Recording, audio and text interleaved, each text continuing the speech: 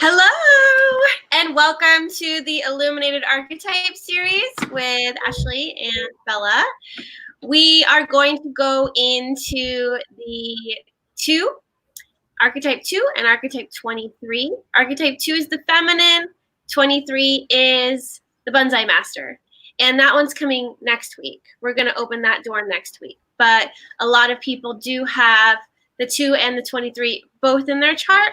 So we're going to be going into that today. So we have about 12 people. I'm not sure if we'll get to all of them.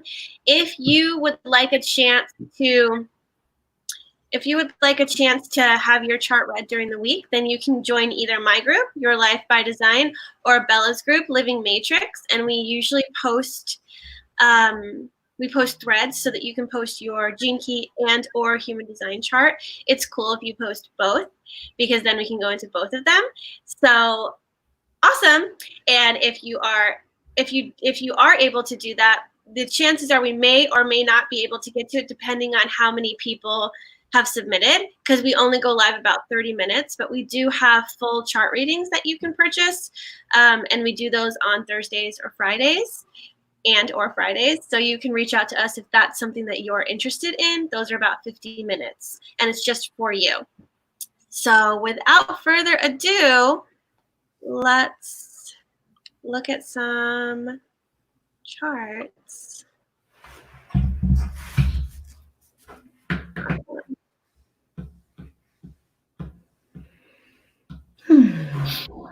Okay, so first one up is Danielle. And it looks like she has the 23, the Bonsai Masters in her life's work. And yep, just the 23. So let's see what comes up. I mean, I see this. I'm also, Start you. You start first. I'm going to say that I'm also seeing the Fire Starter and the Nourisher archetype in her pathway of individuation. So super cool to see that. Go ahead. What were you going to say? Well, I was looking at the activation sequence, so I could feel this is a Taurus energy. It's her birthday in a week or maybe 2 weeks. So that's the next transit. And I see this 4-6 energy. So I recognize a bit of my own energy as a 4-6 Taurus. So there is going to be, I feel like it's going to be a friendly energy, but it's also this kind of inner, I feel there is something on the outside that might feel, friendly, or I can see that there is almost like a duality in this one, because I see the 4-6 and I see the 6th line SQ and I see the 4th line vocation. So there is this theme of the friendliness and the higher, the 6th line that sees the big picture. But I also see that there is something of like a very individual thinker in here, and that the 4 and the 49 is that rebellic energy, but it's a rebellism, like how do you say it? Like it's a rebellion about the future. And I see also the tribal theme in the attraction, the 27, the tribal theme in the IQ, the 45. So I see that there is this, and it seems like it's kind of to the left in the chart, we have that. But then on the outside, we have that the purity, the stillness, like the 4th line. So I would love to know like how her life plays out, and if she really has tapped into that 49 and the 4, if she's grounded in spirit, and what kind of understanding and revolution comes through her. Yeah, I'm excited to see what she comments on this, because I do see the 23 and the 43, and we see that channel being defined. It's the programming partners make a whole channel. So that is the genius to the freak channel. So like Bella was saying, really original ideas. And then something about like rebellion and revolution towards like the future. So what she's bringing is probably like, hey, let's move towards here, right? Because she has the 49 and the 4 in her body. So there is kind of this futuristic aspect about her. And so maybe those ideas too are for the collective, for us to move towards that as well. So we're seeing that she has that tribal energy here, and then for the nourisher, and then the fire starter. So it's really cool to see how this pathway of individuation leads to these kind of spontaneous expressions of the Bonsai Master. And the Bonsai Master, simplicity is the best route for this person, right? But that doesn't mean that what they're doing isn't complex. It's just like simple is going to be the best route for that. Like when you're thinking about the Bonsai Master and the bonsai trees, it seems simple, right? They're just cutting the tree. They're just cutting the tree, and you're like, okay, that's easy. But if you make one wrong snip, it changes the whole perception, the whole aesthetic appeal of the tree, of the little bonsai tree. So it's going to take that stillness to kind of unlock that. Like the pearl is what unlocks everything in the pearl sequence, right? So we have that stillness that stillness and restraint that's going to need to help with that life's work that she has. Mm-hmm. And I also see that the role modeling that you're here to do, the leadership it's a role modeling. You're an example. And I do feel like there is something in the red spheres, in the EQ and the IQ, the 7 and the 45. These are both leadership themes. There is something with you reclaiming all the parts of you, like you're reclaiming, so that the mental is not like boxing you in. You're reclaiming the emotional, you're reclaiming the physical, you're reclaiming the spiritual. So these four can work together. And I would say that, I can see some of the things. Maybe it could be the emotional, like the first line EQ, where on an emotional level, maybe you are, since you know that you're a revolutionary, you haven't been able to completely share emotion, like being safe and share emotionally with people. So I think there is something with that first line EQ that wants to come out. I think there could be a wittedness, something like that in your mental ability of like kind of being quick and jumping to different things and changing strategy. So I feel like there is some kind of coming back, some kind of patience. We have the 36 in your SQ, so some kind of space, patience, timelessness, maybe you didn't have when you were a kid, that you want to give yourself, that in relationship, in emotional mirroring, you can actually start to be more of what you are, instead of maybe holding it for yourself and then kind of not being able to fully live that part of yourself. And that's how I see that your real leadership in the 7 and the 45 is going to come out. Yeah, I love the progression happening here to get here, because it's it's transpersonal. She's got a lot happening in the throat center, right? We've got precision, we've got discrimination, and it's almost like what needs to happen is these are all personal. So 3, 3, 1, like Bella was talking about, reclaim something in the IQ, the EQ. You can't just rush off to try to bring what you have inside of you out. You have to kind of sit with that fire for a while and let it burn, and then let the epiphanies kind of drop in, so that you have the whole complete picture to then share with everybody. Is what I'm kind of seeing. Yeah, I agree. Let's move on. Thank you, Danielle, so much. Here's Jennifer. Jennifer has my same incarnation cross, 6, 36, 15, and 10, but she is a 4, 4, 1. And so she has her attraction sphere. She has 23.6. So the Bonsai Master's in here as well. Not getting to the 2 yet, I see, but 23.6 in the attraction sphere. What could we say about this design, Bella? I mean, I feel like there has to be similarities with you with that activation sequence, and it's also a first line in the radiance and the purpose. So and she has a 6-line attraction. I see like similarities with you. I'm interested in seeing like what would be the difference being a 5-1 or a 4-1. And maybe I could say something about that just to start, that the 4-1 we say it's the fixed fate. You're not a left angle cross, you're not a right angle cross. And for you, that very thing in your life's work, which is conflict, diplomacy, and peace. These are going to be themes in your life. And it's like you can't push that away. That theme is going to be there. And you're here to basically play those strings on the guitar, I would say. And maybe Ashley, you could speak a little bit about what that means to play the 6 and the 36 as your main things, and have that in your life in those super main activations.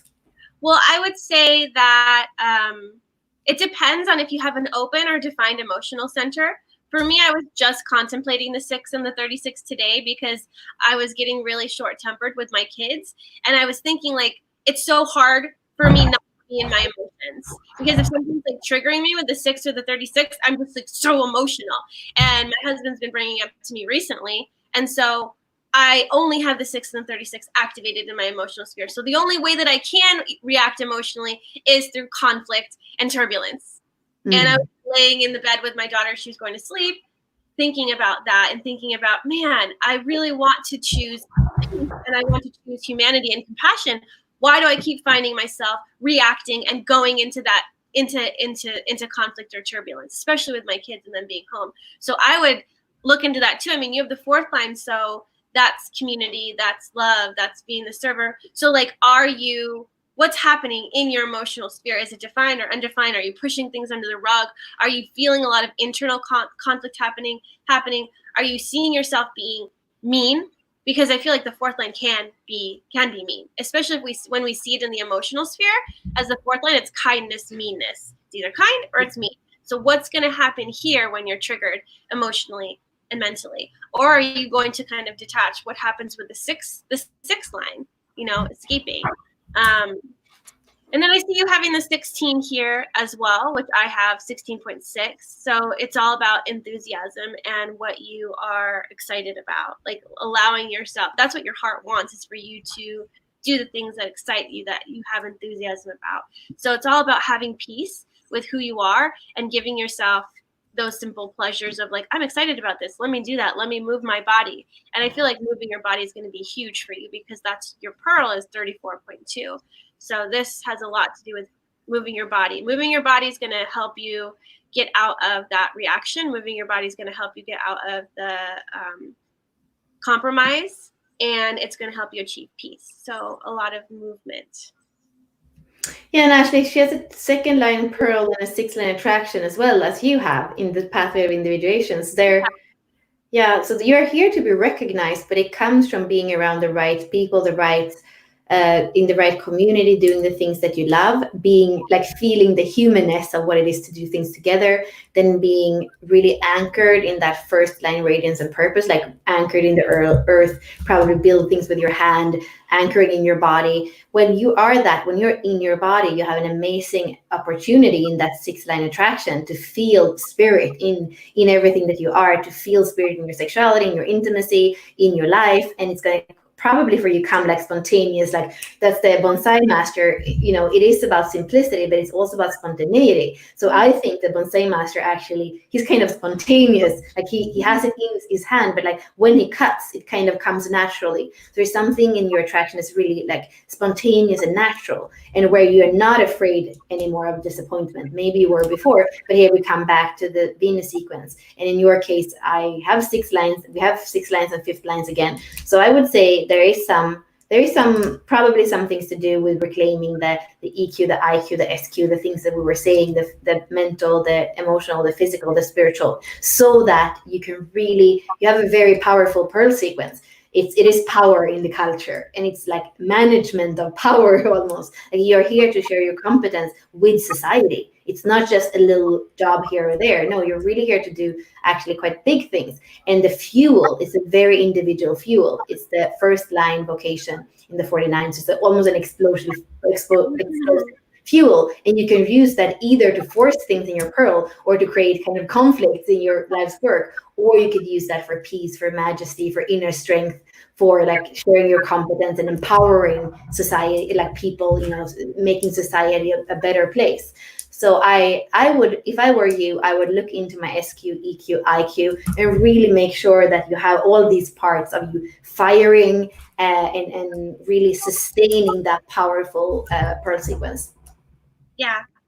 I feel like there's way more to talk about this. So Jennifer, if you want to reach out and do a full reading, I'm pretty sure there's a lot more to pull out. I mean, I have more, but we can't stay on this profile. So thank you so much, Jennifer, for sharing this, and I look forward to connecting with you.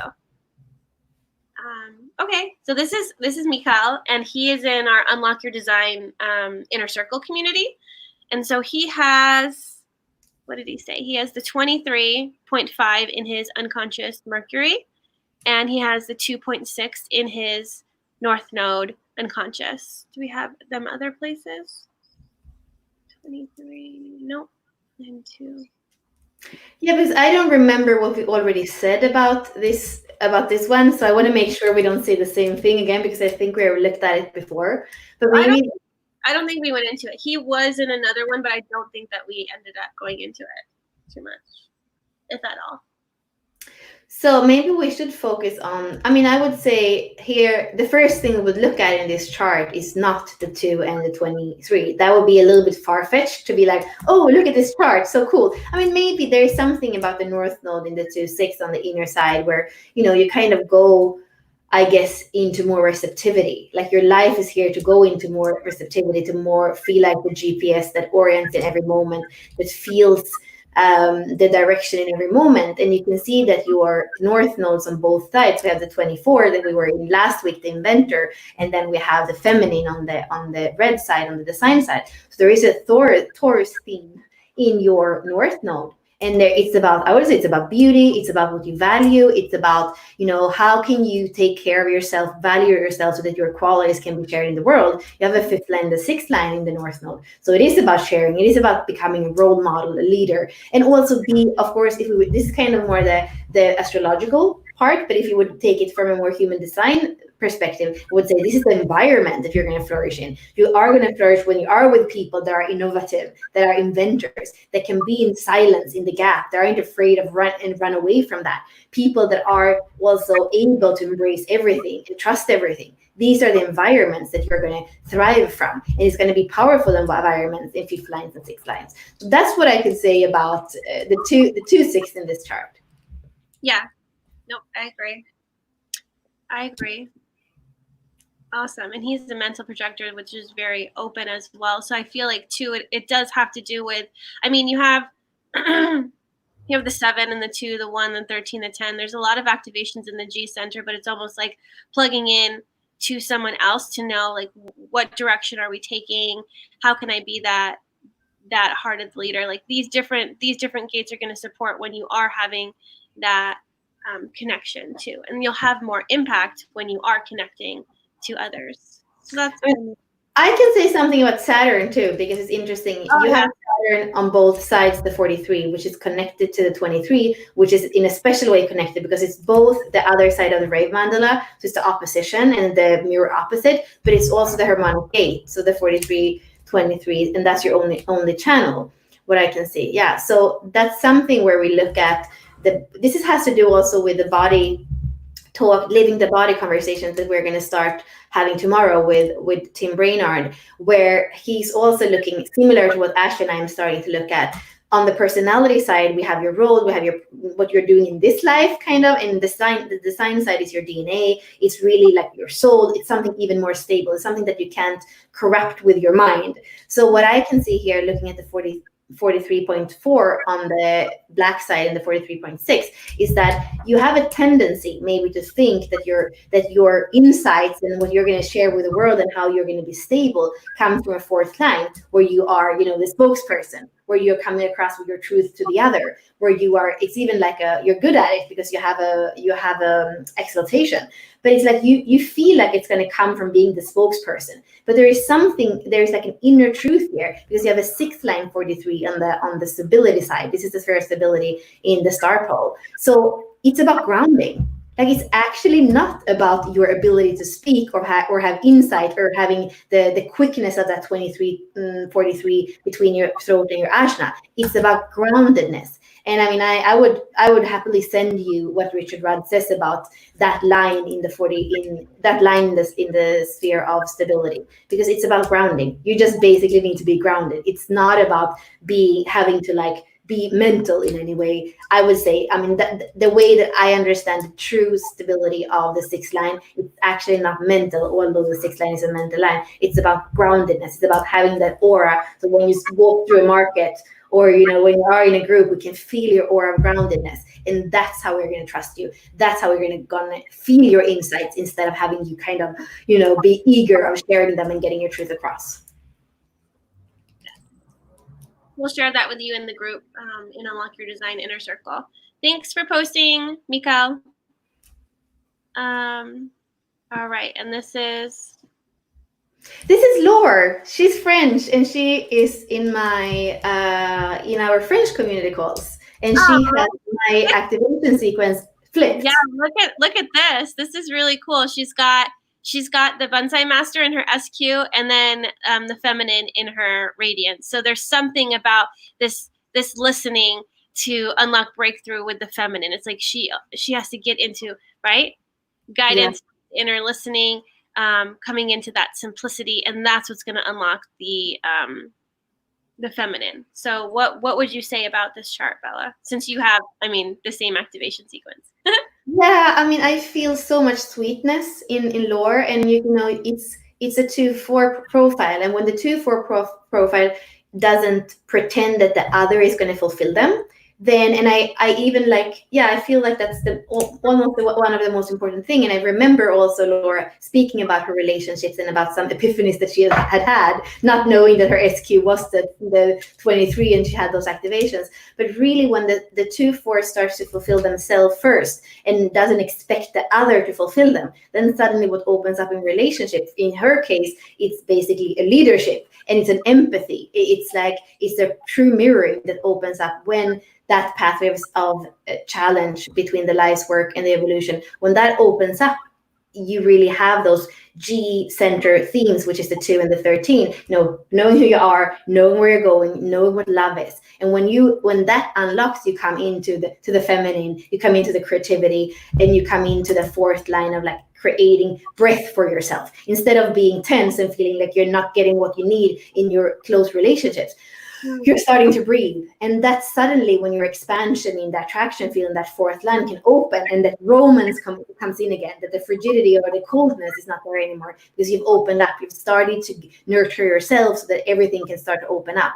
And I also feel like you have the 6 lines there in the vocation and the SQ, and it is about lightness, it is about simplicity, it is about sensitivity in the culture, and about, you know, feeling into the future, being powerful and seeing in how we can relate. The 7, 13, 2, and 1 is the cross of the Sphinx. It's all about the future, but for you it comes from getting it right in your life first, your 2-4. So that's why it's beautiful that you do it in your life first. And there must probably be, you know, confusing times, because you have the 3-2 in your EQ, you have the 64 in your IQ, and a 6-line SQ. So I think there is some confusion. There is some difficulty at the beginning. There is some feeling of like not having peace inside. But once you come back to yourself, you're going to find the lightness. And that's the lightness that is going to really radiate in your Pearl sequence, and that you're going to share with everybody.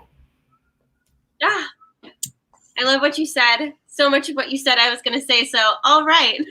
Thank you so much. There's just so much creativity. I mean, yes, there's confusion, but I mean, there's a lot. I mean, you can pull so much from your IQ and your EQ, because innovation, imagination. We have the what did we call this one? The emanator? No, we didn't call it the emanator. The originator. I was like, what is this? We've got the originator. I mean, there's so much, and it's like, when you feel like you are so confused and you can't make sense of anything, or there's too much chaos inside, outside, whatever, you just need to go to the simplicity of your heart and give yourself space and time in your heart. And that's what's going to open up a lot for you. So amidst all of this really craziness going on the inside, it's like really, really coming into that heart, to the center of your chart. So thank you, Laura, for sharing your chart with us. And we do have a lot of people on the call today, on the live. There's a lot of comments. Let's double check. This is great. How do we get that kind of insight with the human design? I don't know what she's referencing to. Okay. Thank you so much, everybody, for watching and commenting. Let's move on. Yeah, and I think Carly said something important, you know, because the resolution are not always good, and we are saying do screenshots, but I would say make sure that the resolution is good enough, because it is kind of small, especially if people look on their phones. So maybe that's the thing too. Come on with us live from your computer so you can bring it up and make it big. Yes, I agree. I did look at that too, but I think some of them, if you do screenshots, like Bella was saying, and also when you're sharing your stuff, share your human design too. It's really cool if we have 2 charts. So if you share your gene keys and share your human design, we can go and weave into both, because we do bridge the gap between human design and gene keys. So this is Tom. He's from Gene Key Global Group. I love his chart because there's so many of the archetypes that we've already done. We have His incarnation cross 8, 14, 55, and 59. He's a 5-1, very powerful. We've got the game changer archetype. We've got the Bonsai Master and the attraction. We've got the inventor here. We've got the manager here, the fire starter, thunder, and then the inventor again. So he's got a lot of the archetypes that we've already done. So lots of energy from the beginning of the year. He's got a lot that is pulled from these first 4 or 5 months of the beginning of the year. So that's kind of cool. Let's see. Yeah, and he's a 36 in the vocation again. So Lore and him had exactly the same vocation. But I feel like it's going to play out so differently. Ashley, I feel like you would be able to speak to being a 5-1 and having the 24, which is the inventor. But we know that the inventor sometimes kind of goes over things and tries to rationalize before that gap happens. So how do you feel in also having a second line IQ? Like, I think that you could understand him mentally and maybe speak something about that. Yeah, I think the biggest thing is about being like with the fifth line and having that impact, magnetism, that transpersonal cross. It's really important for you to get. The fifth line is also very mental, so it's really important for you to be able to get into that quiet space, the silence, so so you can get the insights dropping in the gap. What I feel, and I also feel that it is important for you to have mirroring. I mean, there's tons of second lines all over the place. What's going to allow you to have a lot of transformation inside so that you can then share it outside, because that fifth line is here to lead and teach in a way, but you have to do that work inside. You have a lot going on in your IQ, EQ, all about mirroring. Your attraction and that impact and that huge magnetic field of your attraction sphere is going to bring you in the right relationships. Whether they're complex or simple, they're perfect for you to be able to have those mirroring opportunities to understand, that 52, 24, 21, because they're all second lines. You're going to need those opportunities for mirroring. So use the relationships that come to you. I have, my husband is a second line in the IQ, so I can speak a lot to this. Your mind is quick, super quick. And I feel like if you don't, it's going to be really hard to have breakthroughs if you don't turn and look at yourself. The 5-1 is going to have all of this stuff to share for other people, but we really need to look at ourselves too. And we need to be vulnerable. We need to allow ourselves to be vulnerable and be like, hey, okay, I messed up here. Or, hey, I'm feeling stress, or I'm feeling like this agitation. I'm feeling these things here. And kind of, I don't know, being vulnerable and not blaming. There can be a lot of blame that can happen in the two, especially with the anger that can come out. So as long as you can pull back and look at the situation and have that restraint, you need to pull back and see the bigger picture. So then you can look at things without being so identified with it too. So, yeah. Oh, and the second line in the pearl. Man, he's got 24.2 twice. So right. So interesting. What would you say? I mean, this is a chart too where I was like, there's so much I want to say, but this is the same. The 8 and the 14 are also the cross of contagion, which I always say is the most powerful cross.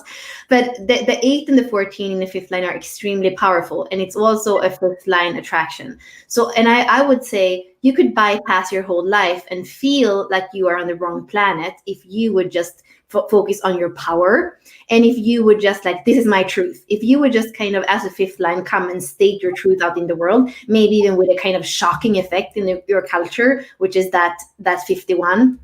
What are we calling that one? Are we calling it thunder? Yeah, with that thunder energy. Then it's like you are going to bypass everything that you're here for, all your second lines in the SQ, EQ, and IQ that are about true mirroring. And I'm wondering, when you were a child, did you have freedom? Did you have true mirroring? Did you have understanding from your parents? That's the thing that you want to reclaim in your relationship. You always want to be able to share you, but also, this is my, what do you feel? That true mirroring, that true reciprocity, that's what you're here to reclaim. And even probably there's an inner child that might not believe in that. So how can you go back to your inner child and have it believe in freedom, have it believe in true mirroring, being there for it, and say, we're not going to hang out with people that are not going to, they're going to stress us, or they're going to make us go into addiction because it's so hard to be around them. We're not going to do that anymore. We're not even going to try to control people or control ourselves. We're actually going to create those cool relationships where there is mirroring, where we can be vulnerable, where we can see ourselves and learn about ourselves in the other. So that's what I feel the inner child wants, because otherwise it's going to feel like it came to the wrong planet, and it could go into desire and addiction, which is the two Mars planet activation, the vocation, the EQ. So we don't want your Mars to fire in immature ways, because that could take you in really low states. We want you to be in your power, and for you, you're grounded for you it's simple. Like the 59 one is grounded in honesty, in intimacy in relationship. So you don't want to bypass the possibility of being grounded on this plane in those intimate, transparent, beautiful, warm relationships that are also very sexual and sensual, because that's what you're here to be, sexual and sensual in 23.5 and the 59.1. All right. Thank you so much, Tom, for posting. Bella was on a roll there. So, if you feel pulled, I would love to talk more about your design. Reach out to us if you'd like a full rating. Moving on to Trina. It's a little bit blurry, so I don't know how well everybody that's looking at this will be able to see, but me and Bella can see because ours is bigger. So she has the feminine in her purpose sphere. It's sitting in her purpose sphere. She is a 5-1 as well. Let's see. She also has the achiever archetype in her attraction sphere. Oh, lots of 59s happening up in here. And then the warrior. So her vocation, her core is the warrior archetype. Yeah, I mean, knowing Trina and just having spoken about the 59 as well, being grounded in intimacy and transparency, I know that Trina and I have many things in common, because I have the second gene key as my life's work. She has it as her purpose, and we are all, Tantra. I have the 38 as well. She has it in her vocation. Like, there are a lot of things where I feel like we see life and life force and intimacy in a similar way. And and in her case, it's part of her expression. I feel like she's a light warrior with that 38 too in the vocation. And I think we have Monica in our inner circle, Monica Bodig, or I can't really say her last name, but she's the 38 too. And this is a feminine, like a very strong feminine word archetype, almost like Jeanne d'Arc, or some of these like light warrior that was like burnt. But nowadays we don't need to be burnt anymore. That transparency, that intimacy, that fire in the 59, the 38 together can be expressed, and she's doing it through the 19, through the uterian. She's doing it like, kind of with a feet like an African woman in the earth. That kind of feeling is what I feel, and it's a 5th line, and that's what she's here to do. And even the attraction, there's something like earthy about that attraction. This 54-1 is earthy, but it can ascend to anything. So it's a beautiful combination. And there's a 6-1 in the middle too, that is like either it's going to lead to a lot of conflict, or it can lead to complete peace. And that's what the human being are doing. That's the kind of revolution that we're in right now. Yeah. Well, if someone's projecting on the state of peace, it's like she will uphold her honor of being that light warrior, light keeper, light warrior, whatever. And then with the 6 bringing in the conflict, then she's like, I'm not going to stand for that. I'm going to be the warrior of this, So if that is met and her heart is on fire, she's going to be and standing in that. But you have to make sure, what frequency is this warrior being presented at? How are you mirroring this warrior with the other? And is this in a high frequency, a low frequency? Since you're a 5-1, having that 59, obviously transparency and vulnerability is so important for you, especially to have impact. You have to be transparent. So it's so important there. And there's something I remember you say, I think I spoke once with Trina as well when she was on the call with the Gene Key people, and there was something about her upbringing where she couldn't be all the flavors and all the colors of what she is. And you can see that EQ again, the first line, to not being able to express all that you are, maybe even having that 22, the dishonor, like not being honored for all your colors and who you are. So that's what kind of you're working through, I think, because it has to like be healed and activated, cleared, integrated in order for you to really step into that very powerful pearl sequence. And maybe it's not going to, I feel like this is a powerful chart. So it's not going to be the 1 and the 2. I know them. Is the extreme polarities of the universe. It's probably going to be a work in progress. And hopefully more and more just stepping into the power of this chart. Mm-hmm. Yeah. Awesome chart. Do we have time for one more? I think we shall do one more. Thank you, Trina, for posting your chart. Let's see. We've got Lori. Hold on. I think I want to do one that has both. So we'll go. Hold on. This one's a bit clearer. Let's see. 2.2 in attraction sphere.